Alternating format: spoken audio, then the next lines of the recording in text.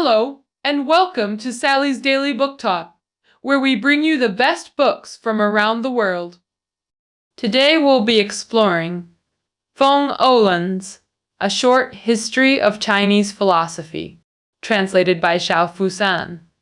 This 320,000-word book will be summarized in about 35 minutes to share its key insights. Let's discover how Fung Yu-lan portrays the philosophical landscape shaped by Confucianism, Buddhism, and Taoism. Before diving into the book, let's briefly understand Fung Yu-lan and its historical context. Fung Yu-lan was a renowned modern Chinese philosopher. His 6 books at Zhenyuan carry forward the traditional intellectual mission of establishing principles for the universe, creating purpose for humanity, continuing lost wisdom of past sages, and opening peace for all generations. However, we should first recognize him fundamentally as a historian of philosophy. Throughout his academic career, Fung's work consistently began with studying Chinese philosophical history. As early as the 1930s, Fung completed his 12-volume History of Chinese Philosophy. From 1946 to 1947, during his visit to University of Pennsylvania, Fung condensed his 12-volume work into this short history of Chinese philosophy. Originally written in English, the Chinese version we read today is translated back from his work. In his final decade, Fung completed the New Collation of Chinese Philosophical History. Thus, Fung produced 3 major works on Chinese philosophical history during his lifetime. This short history stands out because it was specifically crafted to introduce Chinese philosophy to Western readers, making it more concise and accessible for beginners. Though Fung called it a brief history, it actually systematically outlines the main threads of Chinese philosophy's development. Having covered the book's background, let's now trace the historical development of ancient Chinese philosophy as presented in this work. We'll examine the evolution of Chinese philosophy as a history of competing intellectual schools. The term Jianghu originates from Zhuangzi's saying, "Better to forget each other in Jianghu than to cling together in hardship." In A Short History of Chinese Philosophy, Fung Yu-lan primarily discusses 3 major schools in China's philosophical landscape. The first school is Confucianism, the second is Taoism, and the third is Buddhism. Generally, these 3 schools constitute what we commonly refer to as the 3 teachings: Confucianism, Buddhism, and Taoism. First, let's discuss the primary school, Confucianism. Confucian theory primarily developed through 3 historical periods. First, the pre-Qin period, specifically the Spring and Autumn and Warring States periods, represented by Confucius, Mencius, and Zunzi. Second, the Han-Tang period, spanning the Han and Tang dynasties, represented by Dong Zhongshu of Western Han, and Han Yu and Liao of Tang. Third, the Song-Ming period, represented by Zhao Dunyi, Shaoyong Zhangzai, Cheng Yicheng, Hao Zhuso, Lu Zhaoyuan, and Wang Yongming. Now, let's examine Confucianism's development through these historical phases. First, the pre-Qin period's Spring and Autumn era saw feudal lords competing for dominance. This led to the historical phenomena of the 5 hegemons and 7 warring states. This era also saw various philosophical schools emerge. The 100 schools of thought. While warlords fought territorial battles, scholars engaged in intellectual debates. The 100 schools contention. Confucianism's 3 greatest masters, Confucius, Mencius, and Zunzi all emerged during this period. Let's first examine Confucianism's founding master, Confucius. Today, Confucius has become a cultural symbol of the Chinese nation. Ancient scholars praised him famously. Without Confucius born under heaven, eternity would remain dark. This essentially deifies Confucius as a sage, but philosopher-historian Fung Yu-lan sees Confucius primarily as an educator, a great teacher, though different from modern teachers in contemporary context. Confucius reportedly had 3,000 disciples, with 72 outstanding ones achieving fame. Yan Hui, one of the 72, was particularly interesting. The Analects describe him with single bamboo bowl of rice and gourd of water, he never lost his joy. In modern terms, Yan Hui was dirt poor, yet remained unfazed and became Confucius's disciple. It's important to know disciples needed to bring shaxiu when studying under Confucius.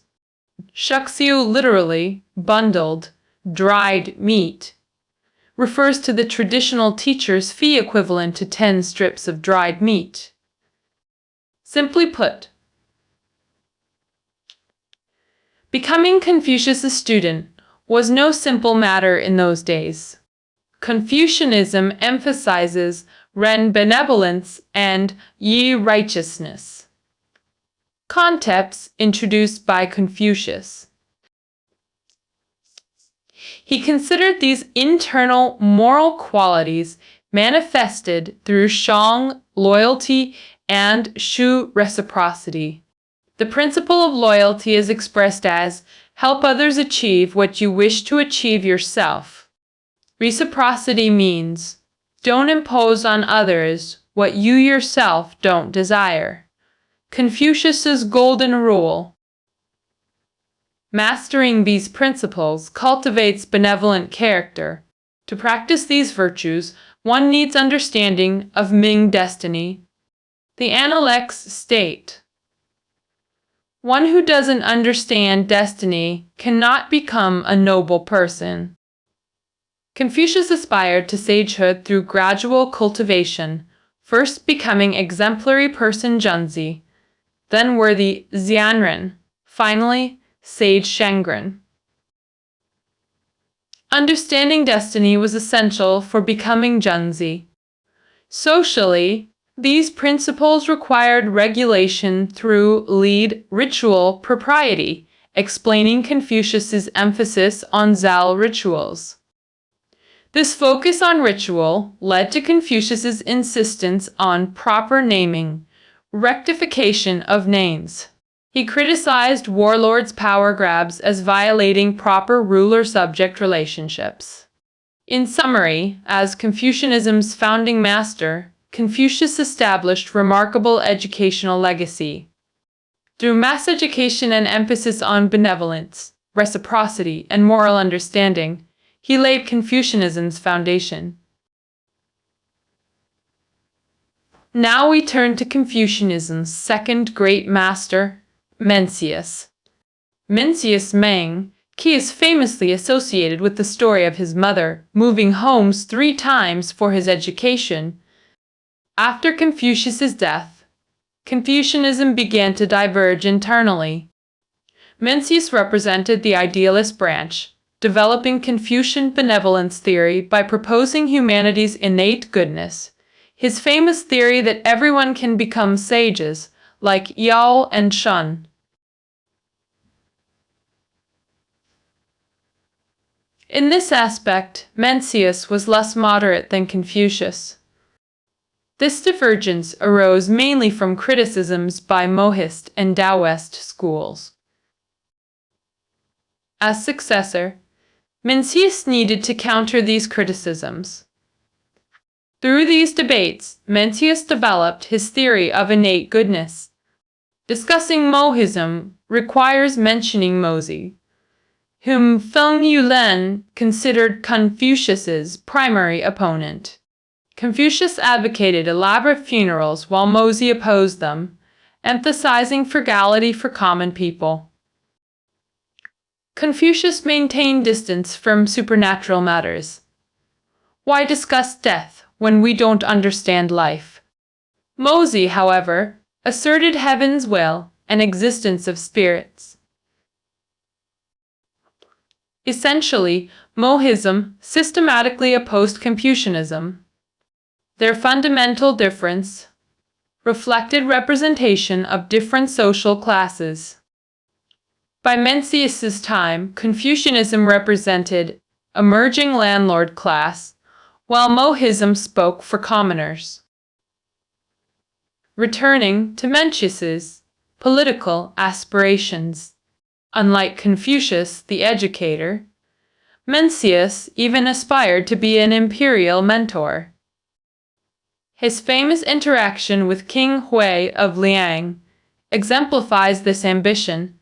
King Hui rejected Mencius's vision of care for elders and children as one's own, seeking military dominance instead. His political failure naturally frustrated Mencius. Turning from politics, Mencius developed his concept of vast vital energy, Hauren Zikia. This mystical concept later became cosmological foundation in Song Confucianism. This concludes our overview of Mencius. To recap, Mencian Confucianism marked internal differentiation within the school. As idealist representative, Mencius contributed mainly through human nature theory. He established innate goodness doctrine and advocated kingly governance. In personal cultivation, he pursued the nourishment of vast vital energy. Next, let's discuss another Confucian luminary, Zunzi. Zunzi, born Zun Kuang, was a renowned philosopher and writer of late Warring States period. His famous saying, "Blue comes from indigo but surpasses it," appears in encouraging learning. Though both Confucians, Zunzi opposed Mencius's idealism, representing Confucianism's pragmatic realist branch. Zunzi had two remarkable students, Li Si and Han Feizi. Judging by his disciples' historical impact, Zunzi proved an effective teacher of practical statesmanship. Contrary to Mencius's naive belief in innate goodness, Zunzi proposed humanity's inherent wickedness, the theory of evil human nature. Hence, society needs ritual and music culture for restraint and balance. Here, he carried forward Confucius' emphasis on ritual propriety. This concludes the main pre-Qin Confucian masters. In summary, Confucius founded the school. Mencius developed idealism, while Zunzi established pragmatic realism. Regarding human nature, unlike Confucius's moderation, Mencius insisted on innate goodness, while Zunzi argued for inherent wickedness. Now, let's examine Han Tan period. Confucianism. During Western Han, Emperor Wu needed ideological unity to consolidate political control. Learning from Qing's harsh legalism collapse, Emperor Wu adopted Dong Zhongshu's policy. Reject 100 schools, honor Confucianism alone, establishing it as state orthodoxy. Post-Han period saw three kingdoms, Jin, and northern and southern dynasties. Political fragmentation weakened Confucian dominance until reunification under Sui Tang restored its supremacy. During Tang, Confucian standard-bearers, Han Yu and Li Ao, emerged. They incorporated Taoist and Buddhist theories, particularly using Chan Buddhist lineage models to construct Confucian orthodoxy. In layman's terms, this orthodoxy represents Confucianism's genealogical ranking of its intellectual ancestors. Han Yu and Li Ao naturally regarded Confucius as the undisputed founding patriarch, followed by Mencius Xunzi, and later Han Dynasty, figures like Dong Zhongshu. Thus, Fung Yu-lan advocated using Neo-Confucianism to describe this era's Confucian synthesis of Buddhist and Taoist ideas. Following Tang came the Song and Ming period. This marked Neo-Confucianism's most intellectually vibrant phase. Early representatives, Cao Dunyi, Xiaoyang, and Zhang Zai all explored cosmological theories, essentially debating the origins of the universe. Cao Dunyi adapted Yi Jing's theory. The supreme ultimate generates yin and yang. Regarding spiritual cultivation, Zhao advocated meditative practice, mirroring the supreme ultimate stillness. Xiaoyang also utilized Yi Jing concepts for cosmology differently. Xiao developed detailed 8 trigrams theory to support his historical regression view. This regression concept relates to Laozi's small state with sparse population political ideal. Laozi considered humanity's primitive natural state as ideal. The ancient era of Yao Shun Yu surpassed Laozi's own warring states period. Xiaoyang essentially shared this historical perspective. Contrasting Zhao and Xiao, Zhang Zai proposed Qi vital force as cosmic foundation. He categorized Qi into clear yang and turbid yin types, with ascending-descending movements. Material existence forms through Kai, condensation dissipates through dispersion, sans Qi ontology. This clear turbid duality corresponds to yin-yang in supreme ultimate theory. After these three, Neo-Confucianism split into Chenzhou school and the Wang school. These two schools were founded by Cheng brothers. Chen Yi's school, completed by Zhu, became Chengzhou school rationalism, while Cheng Hao's school, developed by Lu Jiuwan and Wang Yangming, became Lu Wang's school mind studies.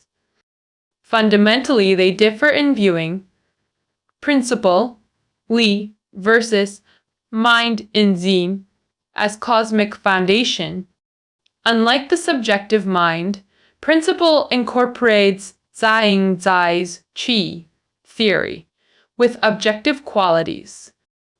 Mind studies represents subjective idealism, rationalism, objective idealism. This outlines Confucianism's development in Fung's short history of Chinese philosophy. To recap, Confucianism's dominance evolved gradually as philosophical orthodoxy. During Spring-Autumn period, Confucius-Mencius Xunzi established Confucian foundations. Han Dynasty saw Confucianism gain imperial endorsement as state ideology. Sui Tang, Confucianism, absorbed Taoist Buddhist elements, birthing Neo-Confucianism. Song Ming, Neo-Confucianism diverged into rationalism and mind studies schools. Thus concludes our overview of Confucianism, philosophy's first major school. Next, we examine philosophy's second major school, Taoism. Compared to Confucianism's prominence, Taoism developed subtly, reflecting its non-contention philosophy. Feng identifies two Taoist phases, pre-Qin, Spring-Autumn, and Han Wei Jin periods. We'll follow this periodization to explore Taoist development. Pre-Qin Taoism had 3 stages: Yang, Nu, Lao's, Nuanzi. First, we examine Yang Zhu, initial Taoist representative. The idiom not plucking a single hair comes from Yang Zhu's saying, "Not plucking a hair to benefit the world." In modern terms, Yang Zhu could be considered an extreme egoist. Yang Zhu represents early Taoism's focus on harm avoidance, maximizing self-preservation as its core feature. Following Yang Zhu, we encounter Laozi, Taoism's second phase representative. We primarily understand his philosophy through the Dao De Jing. Fung Yu-lan interprets this 5,000-character work as containing cosmic origin theories and natural law exploration. Additionally, it serves as a life guidance manual. Laozi noted water's quality. Benefits all without contention. This teaches people to be like water, beneficial, yet non-combative. Laozi's reversal is Tao's movement, suggests things turning opposites at extremes. The text also contains political wisdom like neighboring states hearing each other's roosters, but people never interacting. Zhuangzi represents Taoism's third phase, introducing romantic philosophical elements.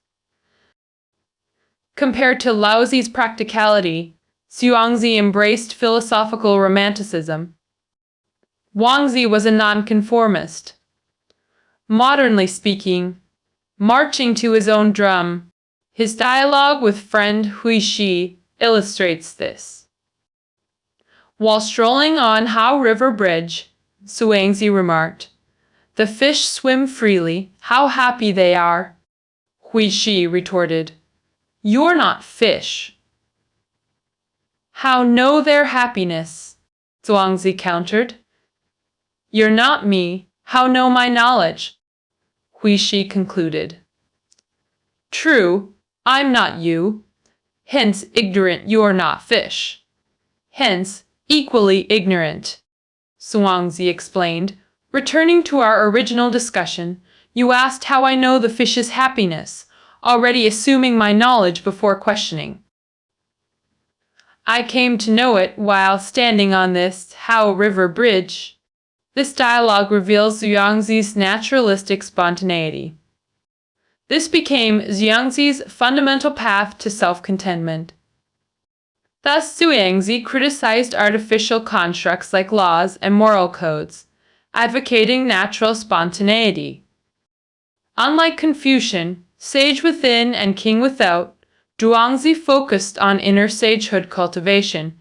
He advocated mind fasting and sitting forgetfulness to achieve no-self spiritual states.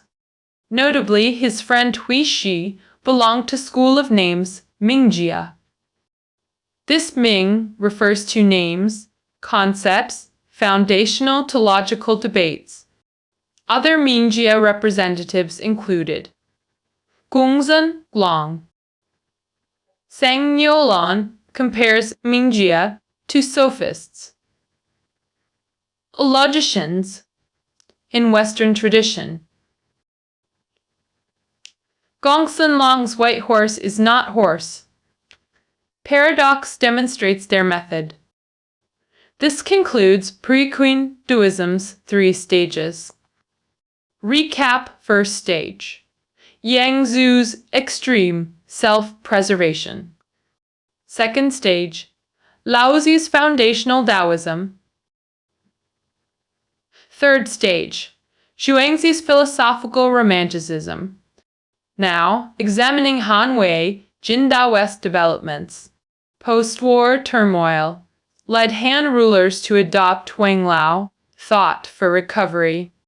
This produced prosperous Wen Jing era through non-interference governance. During Wei Jin period, Taoism evolved into metaphysical zhuangshui, dark learning, Laozi's mystery of mysteries. Door 2, all wonders, became Axue's theoretical basis, analogous to Tang Neo-Confucianism. Fung Yu-lan termed Northern-Southern dynasties, Taoist studies, as Neo-Taoism. Its representatives were the 7 sages of Bamboo Grove who disdained Confucian social hierarchies. Neo-Taoism had internal divisions between rationalist and emotionalist factions.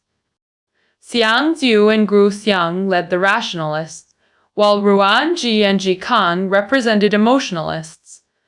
The idiom green-eyed approval originates from Ruan Ji's practice of showing respect through eye expressions.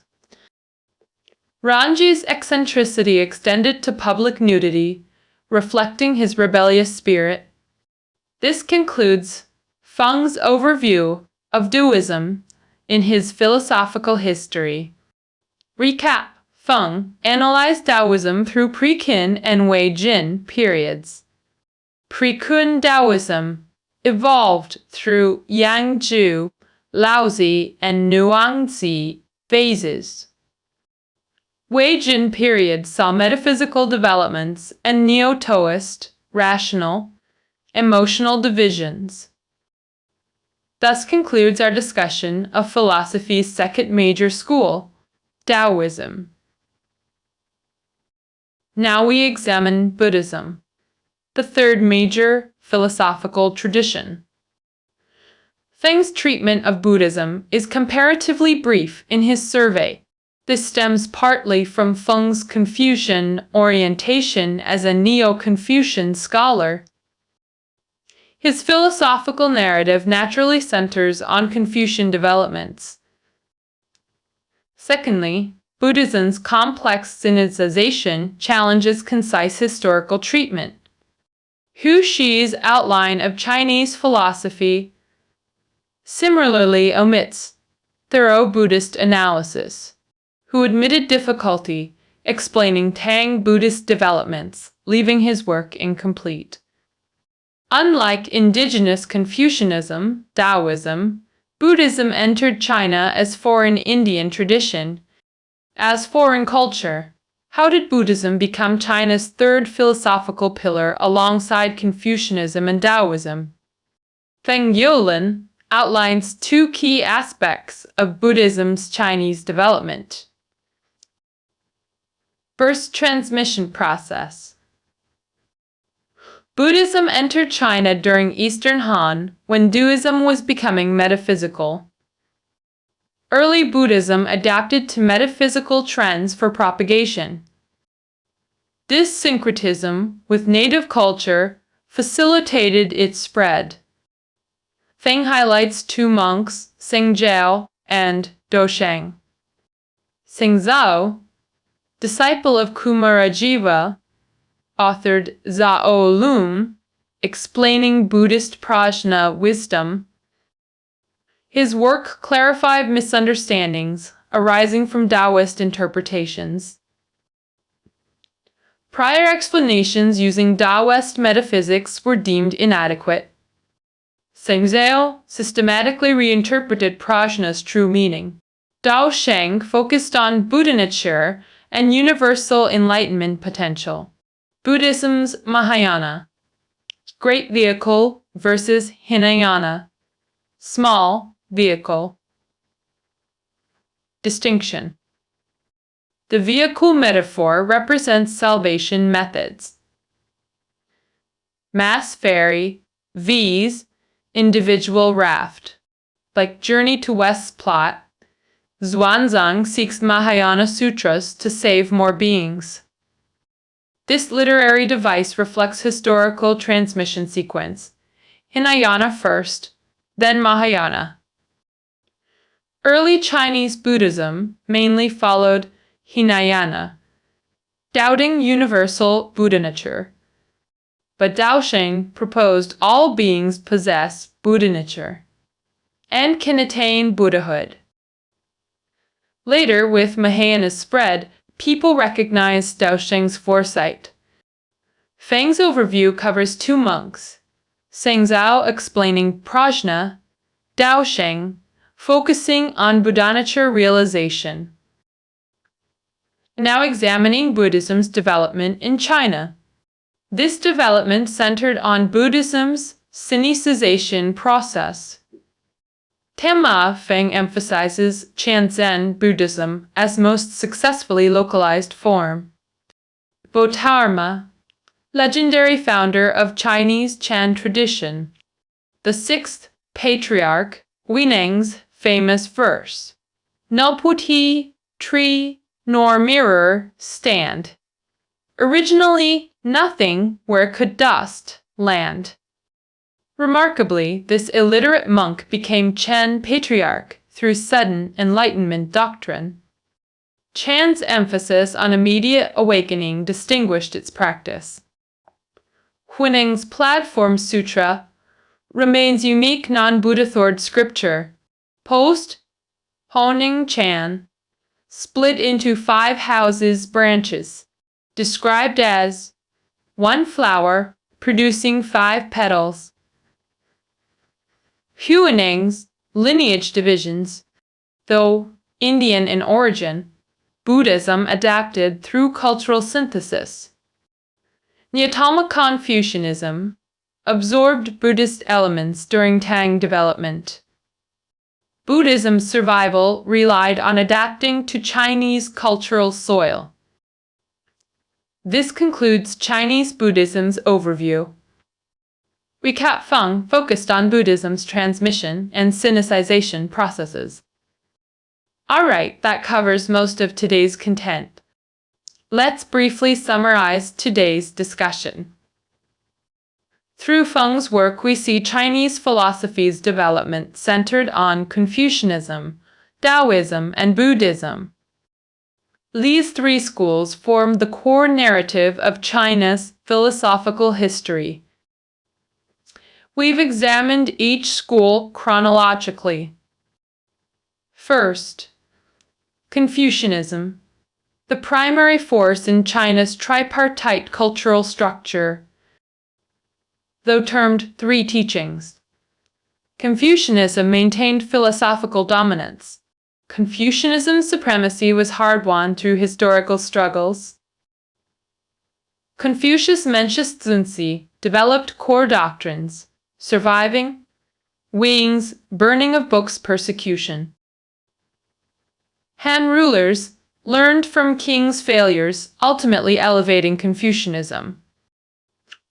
Emperor Wu institutionalized Confucianism as state orthodoxy during Han's Golden Age. Post-Han fragmentation weakened Confucian dominance temporarily. Sui's imperial examination system restored Confucianism's privileged status. Tang Confucians, like Han Yu, synthesized Buddhist Taoist elements into Neo-Confucianism. Feng distinguishes this evolved form as Neo-Confucianism. Song and Ming Neo-Confucians reached philosophical zenith with Cheng Zhu and Lu Wang schools. Second, Taoism. Distinct from religious Taoism, Daojiao, though often conflated. Philosophical Taoism centers on Lao Zhuang. Thought religious Taoism involves deity worship. Pre-Qin Taoists, Yang Zhu's egoism, Laozi's wisdom, Zhuangzi's romanticism represent different approaches. During the Han-Wei-Jin period, Taoist thought became prominent with metaphysical characteristics. Interestingly, this metaphysical trend facilitated Buddhism's spread in China. Finally, we briefly discussed Buddhism's transmission and development in China. As foreign culture, Buddhism became mainstream through Sinicization, adapting theories and practices to Chinese context. Early transmission involved monks, like Singsawa and Daoxing. Development focused on Chan Buddhism. Buddhism's transmission and development jointly formed its Sinicization process. This concludes our discussion of a short history of Chinese philosophy. Keynotes are below the audio. See you tomorrow.